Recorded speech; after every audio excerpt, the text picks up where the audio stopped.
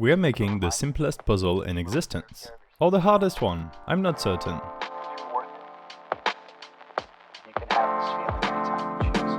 Well, hello there, I'm Detroit. I'm really excited for this week's drawing. As the title says, today we're drawing a puzzle using only a pen and black ink. And paper, of course. You might notice this paper has a grid on it. That is due to the type of puzzle we are going to be making. I'm going to explain everything in a second as soon as I'm done making marks for every corner, then on every square border. Okay, it's taking too long, let's speed things up. There we go. It takes a while to define the 100 individual squares. What I want to make is either the simplest puzzle ever or the hardest one. You'll have to tell me, it all depends on the point of view. The idea is that from this grid, each square represents a piece of the puzzle. I don't want to deal with your typical complicated puzzle piece shape with the bits sticking out and the hollowed part. Nah, I'll just make squares. So how do we make this complicated? Well, you see that I divided the sides of each square into 4 equal parts. For every single piece of this madness puzzle, the lines will join at the same points. I'm saying all of them, but actually I think I made 2 mistakes. So in total, there are 2 squares that also have lines in the corner. But it's alright, I can get rid of them if I want to. Because it doesn't matter how you arrange the puzzle, the pieces will always work together.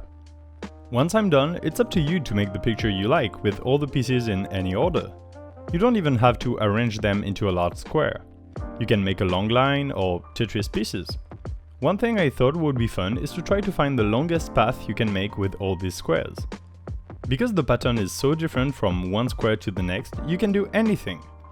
Something to think about is that the difficulty of finding a path changes a lot depending on if you look at the path being made from the black ink lines or the white negative space. Either way, it's not that simple.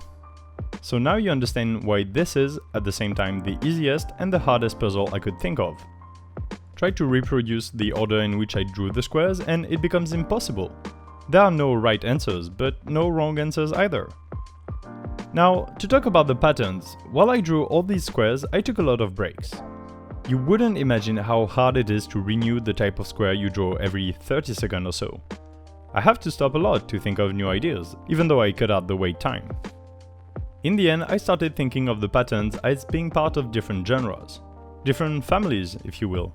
There is the family of the wide path, where the ink lines make curves, but the attention is focused on the negative space. Then you have the symmetry family, which should be self-explanatory. These are all the grid-type squares. A mix of the previous two is the angular path, where all the lines reside on the grid of the paper, but they make wide path. After that, what you're left with is the large family of the nonsense doodles. The patterns that are a mix of curves and angles, that are off-center, that twist in unpredictable patterns. There's a square where I simply drew a tree. There's 1 or 2 where the lines cross each other because I was tired of making them make sense. That sort of thing. I already said I made mistakes twice, and that's up to you to find where, but one thing I didn't fail at is to make every square original. No matter how you orient them, each doodle is singular and the only one of its kind. Some may look similar, but they are not, and I'm proud of that. Since I don't want to get into the detail of every one of the 100 squares I'm drawing, I'm gonna step away from the microphone for a second and let you enjoy the doodle.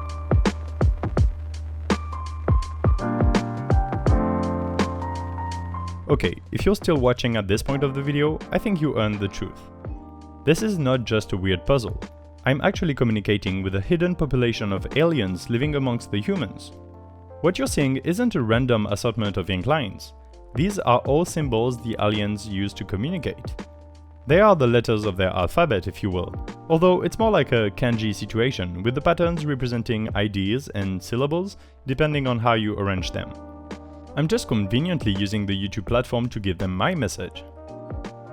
Now I'm going to cut all the pieces apart with scissors. I'll speed that part up, but in a second I will seemingly be enjoying myself by demonstrating the flexibility of my puzzle design, but in truth I'm just writing the second part of my message for the aliens. These aliens are nice, but it's a hassle communicating with them. They don't have the part of the brain that can process human words, so this is the only way to give them a message. But I'm sure one of them will see this. They are very fond of YouTube, you see, even though they don't understand the thing they usually watch. Then I will just have to wait for an answer. Their preferred method is through Instagram, so they will contact me on my account at d3_sd where I'll post all my art. Or maybe they will use my alternate account at d3_inc where I only post nice looking ink doodles. Oh, and subscribe to my channel and like this video. Be nice and do all of that or the aliens will be mean to you. I'm D3, I hope you had a nice day. Bye!